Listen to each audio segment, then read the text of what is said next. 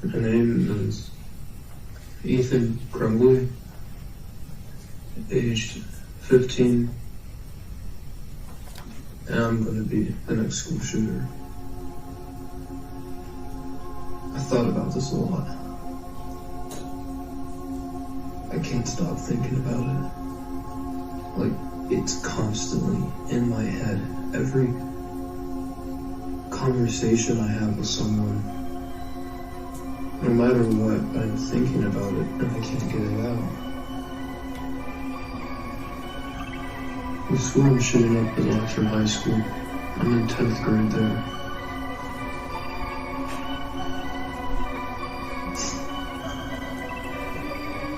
What's the f***ing point? On November 30, 2021, a mass shooting occurred at Oxford High School in Detroit, Michigan. Ethan Robert Crumbley, age 15, armed with a 9mm handgun, murdered 4 students and injured 7 people, blaming his actions on the orders from the demons in his head. Authorities arrested and charged Ethan as an adult for 24 crimes, including murder and terrorism. Ethan pleaded guilty to all of the charges in October 2022 and was sentenced in December 2023 to life imprisonment without the possibility of parole.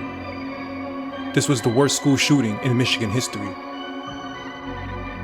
Ethan's parents, Jennifer and James Crumbley, were charged with involuntary manslaughter for failing to secure the handgun used in the shooting. After failing to appear for their arraignment, the parents were the subjects of a manhunt by the U.S. Marshals. They were caught and arrested in Detroit.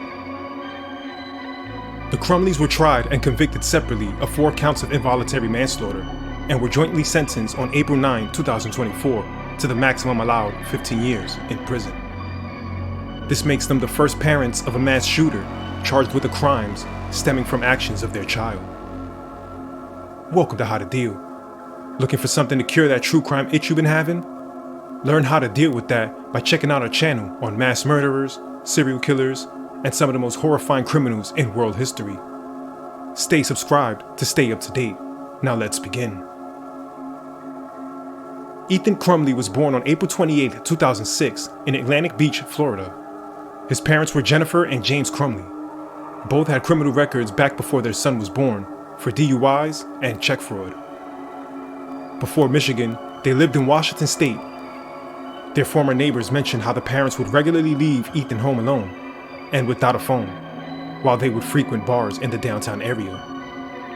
She called Child Protective Services on them, but no actions were taken. Ethan's only friend was sent away to a mental institution at the end of October 2021. The family dog died as well, plunging Ethan into a deep depression. As early as March 2021, he started texting his mother disturbing messages about his state of mind, which included claims about ghosts and demons inside the home. When bringing up his fears on his mental health, his father would respond to him, "Just suck it up."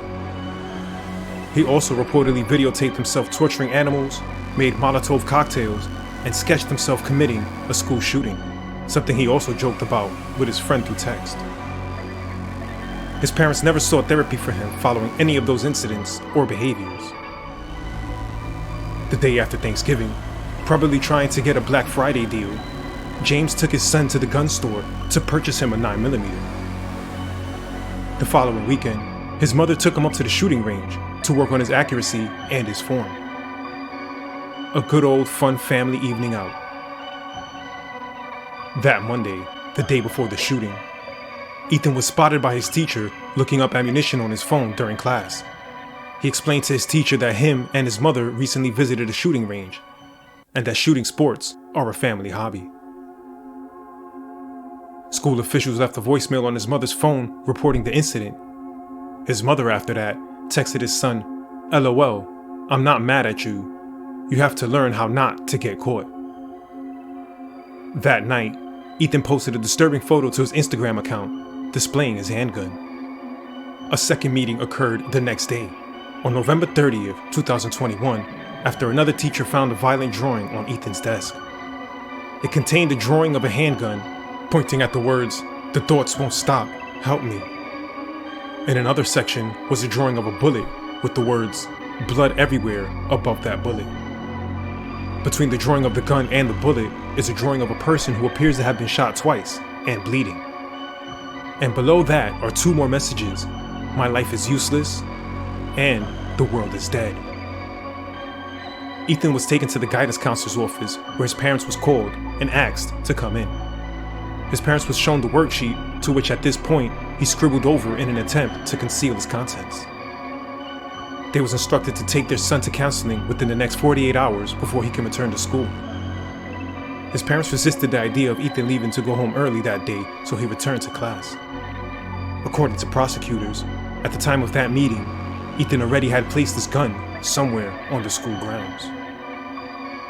At 12:50 p.m., Ethan entered the boys' restroom and came out, gun in hand, and began firing.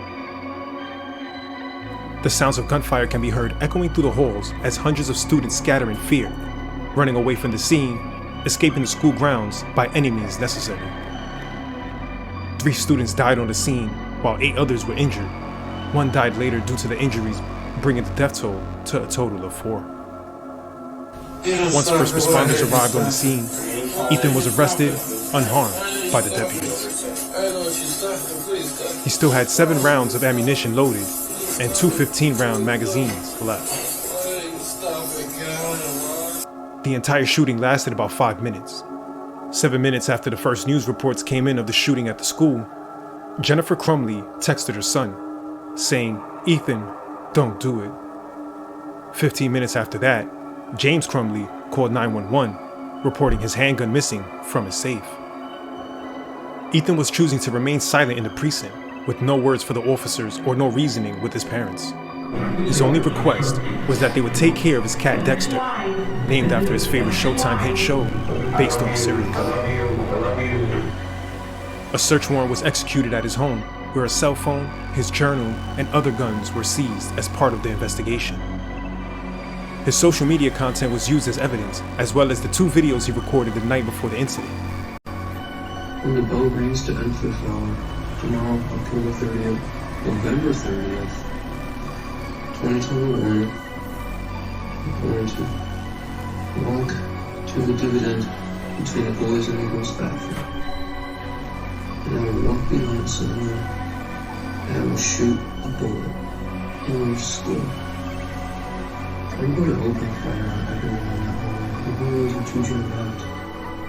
I will try and hit as many people as I can.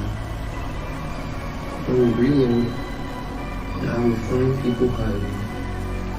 I'm going to teach them a lesson.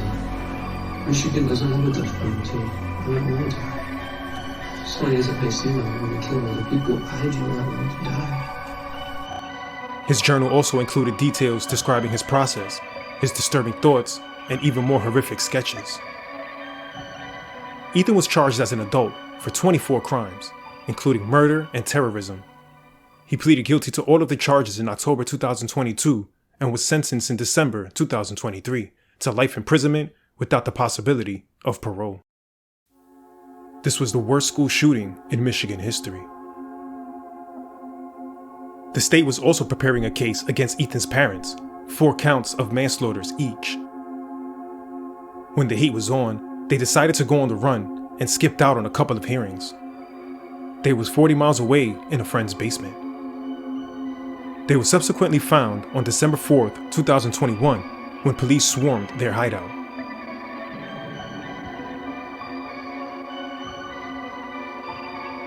The Crumbleys were tried and convicted separately of 4 counts of involuntary manslaughter and were jointly sentenced on April 9, 2024 to the maximum allowed 15 years in prison. They were the first parents convicted in a U.S. mass school shooting. This case should raise awareness on our children's mental health status. Listen to your children. If they claim to have mental health issues or hearing voices, take them to see a doctor.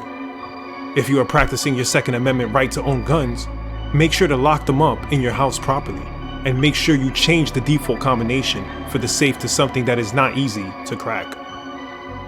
And check your children's social media posts and statuses.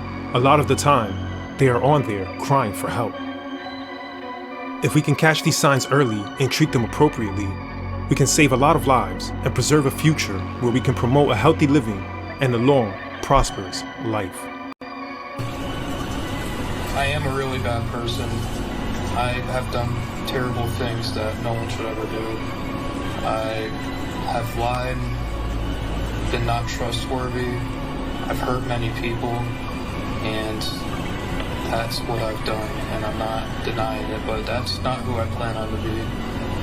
Whatever sentence it is, I do plan to be better than I am. I don't know if you believe that, but records of 15, 20, 25 years can show that it will change. Because it may not show it now with only 2 years of records, but I am trying.